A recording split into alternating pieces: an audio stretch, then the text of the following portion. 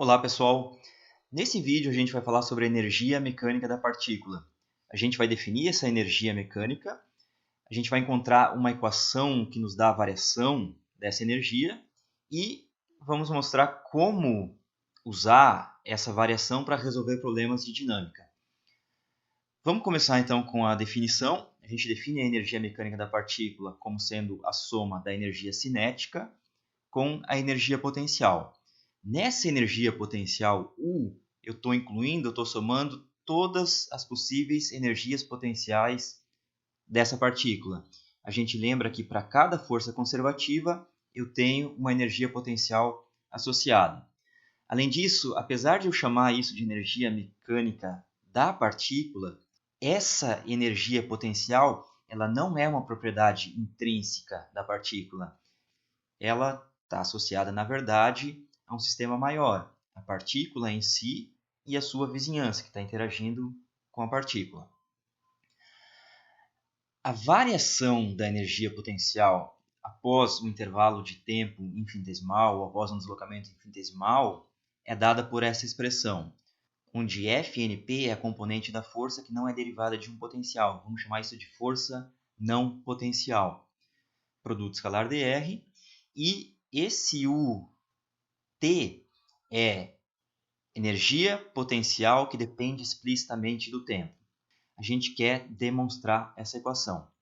Então, para demonstrar essa equação, vamos considerar uma partícula em um referencial inercial e sob a ação da seguinte força resultante. Então, esse F é a força resultante na partícula. Eu vou escrever a força resultante mais geral possível. Eu vou decompor em 3 tipos. Então, eu tenho uma força Fc.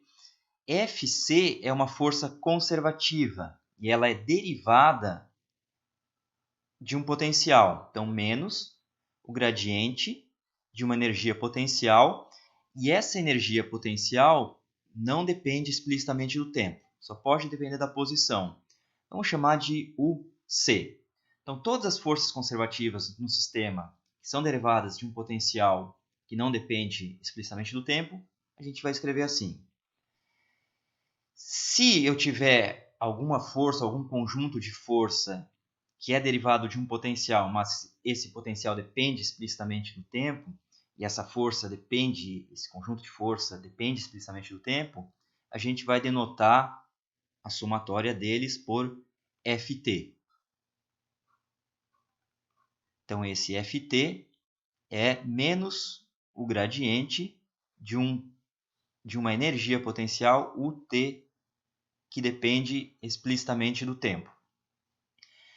E as demais forças que não são conservativas e não são dependentes do tempo e derivadas de potencial, a gente vai escrever como forças não potenciais.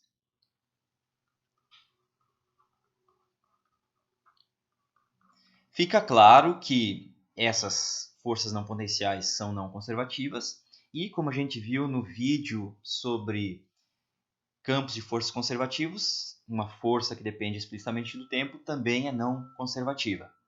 Então, tanto essa Ft quanto essa Fnp são não conservativas. Eu quero calcular a variação da energia mecânica. Então, a energia mecânica dessa partícula é a energia cinética dela mais a energia potencial.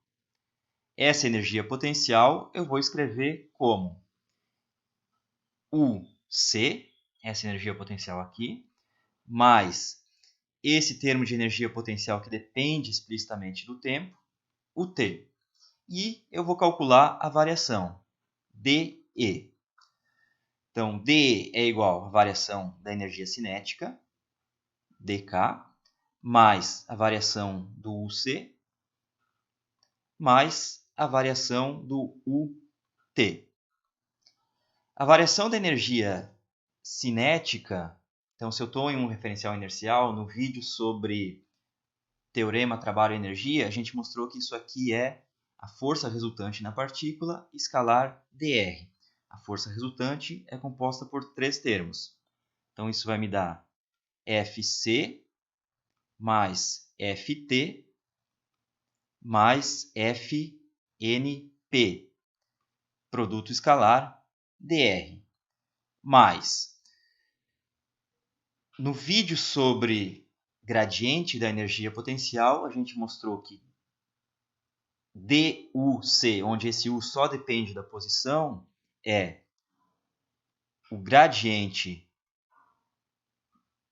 dessa função UC, produto escalar dr. E está faltando então só esse último termo. Agora, esse U depende da posição e do tempo. Então, deixa eu abrir um parênteses aqui. Então, usando esse resultado para esse DUT, a gente fica com gradiente de UT escalar dr mais ΔUT vezes dt. Agora a gente pode usar essas relações aqui, que relacionam essas forças com os potenciais. Então, o gradiente de UC é menos FC. E o gradiente de UT é menos FT.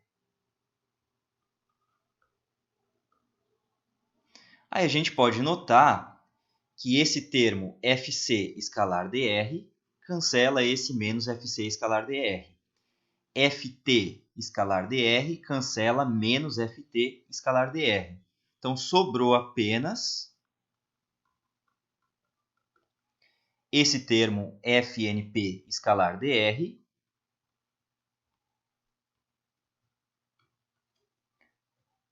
mais essa derivada do potencial que depende do tempo. ΔUT ΔT dt. E aí a gente mostrou a relação que a gente queria. Se eu quiser a variação finita da energia, ou seja, quanto de energia variou após um intervalo finito de tempo, ou após um deslocamento finito, eu integro essa equação. Então, integrar do lado esquerdo fica ΔE. E final menos E inicial. Integrar do lado direito, integral da força não potencial escalar dr, mais a integral de ΔUT vezes dt. As integrais são realizadas da configuração inicial até a configuração final. Essa equação, essencialmente, essa daqui, essa para uma variação finita, essa para uma variação infinitesimal. E a gente ainda, a partir dessas equações, a gente pode pegar a taxa de variação. Então, se eu pegar essa equação aqui e dividir tudo por dt, a gente tem a taxa de variação da energia mecânica da partícula. Do lado esquerdo, dE dt igual. Aí do lado direito, estou dividindo por dt. O dt vai bater embaixo dessa diferencial aqui. Vai ficar força não potencial, produto escalar dr dt. dr dt é velocidade. Então, força não potencial, produto escalar, velocidade. E o último termo, vou dividir por dt aqui, sumiu o dt. Mais derivada parcial da energia potencial dependente do tempo. Esse termo, ele dá para a gente a variação da energia mecânica da partícula por unidade de tempo. Se ela está aumentando, se ela está diminuindo. Em particular, esse termo aqui, lembra que isso aqui tem unidade de joule por segundo, ou watt é a unidade de potência. Esse aqui, ele é uma potência associada a essa força não potencial. Então, potência de Fnp. Se isso for positivo, significa que essa força está entregando energia para a partícula. Se for negativo, significa que está dissipando energia a essa taxa aqui. Vamos fazer um exemplo para a gente entender melhor como usar essas equações. Então, a gente tem uma conta de massa m, ela desloca-se sem atrito em um aro vertical de raio r. Então, esse aqui é o aro, está na vertical, o raio desse aro é r. Tem gravidade aqui, g. A conta de massa m é essa bolinha em vermelho, é uma partícula. Ela se desloca sobre o aro. Ela é liberada do repouso da posição mais alta. Então, ela estava inicialmente nesse ponto aqui. Desloca-se sob a ação da gravidade de uma mola de constante elástica K. Então, essa aqui é a mola de constante elástica K. Comprimento natural da mola desprezível. Significa que em seu comprimento natural a mola encontra-se aqui. Então, tudo isso que está aqui já é um deslocamento do comprimento natural. Calcule a velocidade da conta em função do ângulo θ. O ângulo θ, eu vou chamar esse ângulo aqui. Como eu quero calcular a velocidade quando ela se encontra nessa configuração e ela saiu dessa configuração, então passou um intervalo finito de tempo. Eu vou usar a variação finita da energia. ΔE igual a integral de F não potencial escalar dr mais a integral de ΔU ΔT, onde esse U depende explicitamente do tempo, se houver. Nesse caso aqui, eu não tenho nenhuma energia potencial dependendo explicitamente do tempo. Quais são as energias potenciais que tem no sistema? A energia potencial da mola, que é conservativa, 1 meio de K deslocamento ao quadrado, e a energia potencial gravitacional, também conservativa, mg vezes altura. Então, esse termo aqui deu zero. Vamos ver se tem alguma força não potencial que realiza trabalho? Então, vamos identificar as forças atuando na partícula. Eu tenho a força peso nessa direção com magnitude mg.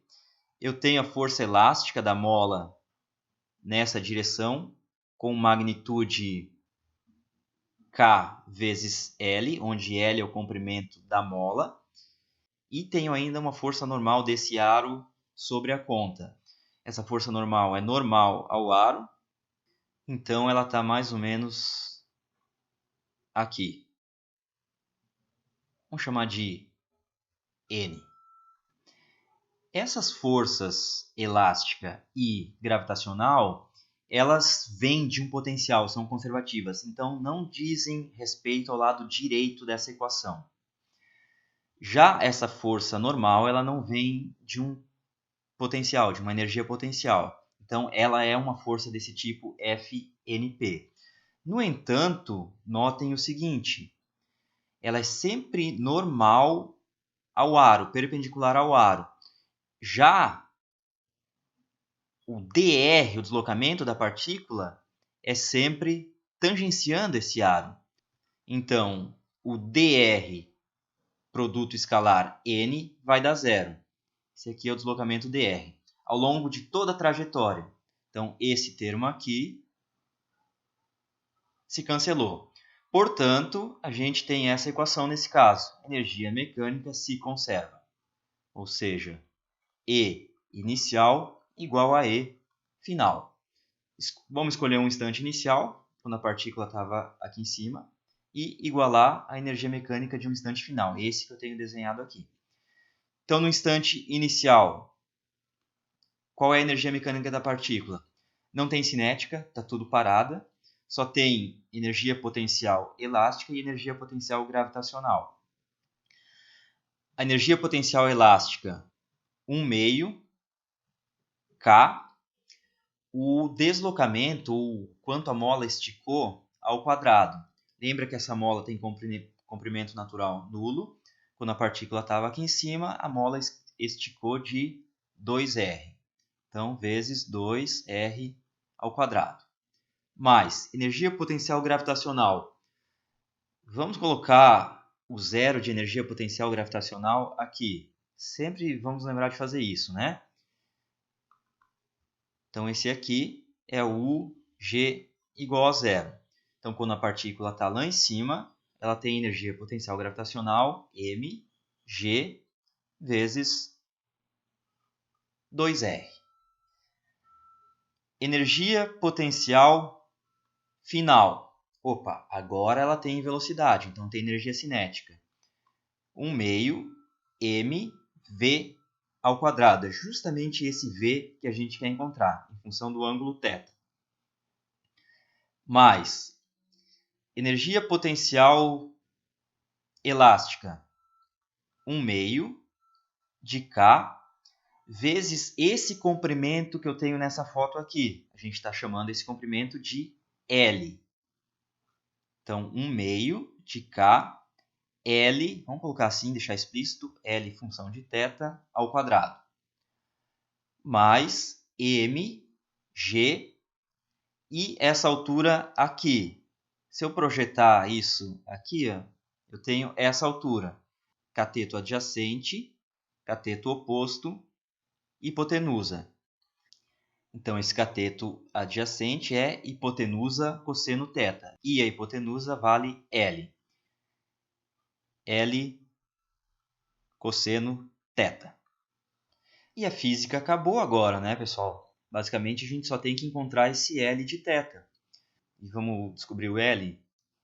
Basicamente, a gente tem que usar a regra dos cossenos. Quem não lembra de cabeça, faz assim. Chama isso aqui de R, isso aqui de R', isso aqui de vetor L.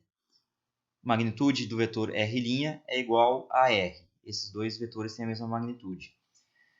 Do desenho R' é igual a... Vamos orientar assim os vetores. L menos R. E aí eu tomo o produto escalar de R' com ele mesmo. Isso é R ao quadrado. Lembra que ele tem comprimento R. Do outro lado, o produto escalar disso aqui com ele mesmo vai me dar L ao quadrado mais R ao quadrado menos duas vezes os termos cruzados. Módulo de R, módulo de L, cosseno do ângulo entre eles, que é θ. Esse R cancela com esse R. Então, fiquei com 0 igual a L ao quadrado menos 2 RL cosseno θ. E daqui eu tirei o L. Então, L é igual a 2R cosseno θ. E jogo de volta nessa expressão aqui. Então, vou igualar esse termo com esse. Então, energia inicial, energia mecânica inicial, 1 meio de K 2R ao quadrado mais mg 2R igual, do outro lado, 1 meio de mv quadrado mais 1 meio de KL ao quadrado. Então, dá 2R cosseno θ ao quadrado mais mgl cosseno θ. Mais mg 2R cosseno θ ao quadrado. Agora é só simplificar isso. Vamos isolar esse 1 meio de mv quadrado. 1 meio de mv quadrado igual. Aqui eu tenho 1 meio de k, 2r ao quadrado.